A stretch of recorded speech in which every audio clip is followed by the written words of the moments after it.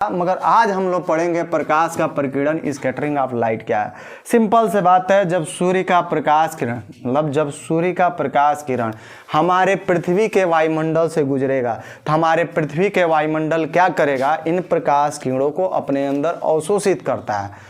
वायुमंडल में क्या क्या होते हैं, धूल धक्कड़ धुएं कण जलवाष्प होते हैं, इनको अवशोषित करके इनके दिशा से विचलित कर देता है। बस इसी घटना को हम क्या कहते हैं, तो स्कैटरिंग ऑफ लाइट मतलब प्रकाश का प्रकीर्णन कहते हैं। ध्यान सुनिए, सूर्य का प्रकाश हमारे पृथ्वी से गुजरेगा तो पृथ्वी के वायुमंडल में क्या है, तो जलवाष्प है, धूल के कण हैं, धुएं कण हैं और भी बहुत सारे अशुद्धियाँ होते हैं। ये प्रकाश किरणों को क्या करता है, तो अवशोषित कर लेता है और इनके दिशा से आना चाहिए सीधे मगर इधर उधर मोड़ देता है। इसी घटना को हम स्कैटरिंग ऑफ लाइट कहते हैं और इसी के आधार पर यही जो घटनाएं हैं घटती हैं, इसी कारण आकाश का रंग नीला दिखाई देता है। गहरा समुद्री जल जैसे बहुत गहरा होता है तो वह हरा नीला दिखाई देगा।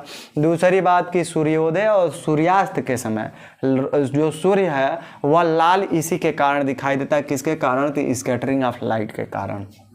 ठीक है, कुछ चीज़ें हम तोड़ के बता देते हैं, आप आराम से समझ जाएंगे। सूर्य का प्रकाश किससे गुजरेगा, तो पृथ्वी के वायुमंडल से। पृथ्वी हो गया इसके पृथ्वी के वायुमंडल से।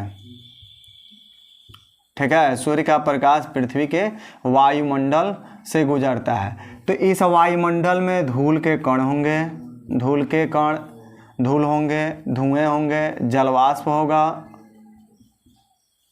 इत्यादि। ये सब अशुद्धि है, अशुद्धि।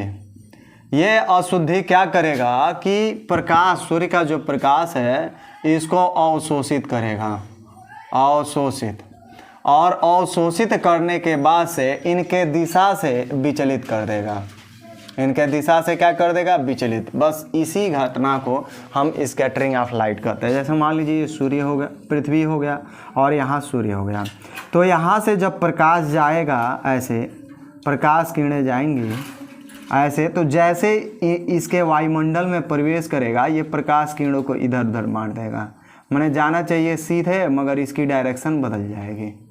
ठीक है, डायरेक्शन बदल जाएगी। ये डायरेक्शन बदलने वाली घटना ही स्कैटरिंग ऑफ लाइट कहलाता है, प्रकाश का प्रकीर्णन कहलाता है। मतलब सिंपल कहते हैं कि सूर्य का प्रकाश पृथ्वी के वायुमंडल से गुजरता है तो वायुमंडल में उपस्थित क्या क्या, तो धूल के कण, धुएं कण, जलवाष्प होते हैं, इनको अवशोषित कर लेते हैं और इनके दिशा से विचलित कर देते हैं।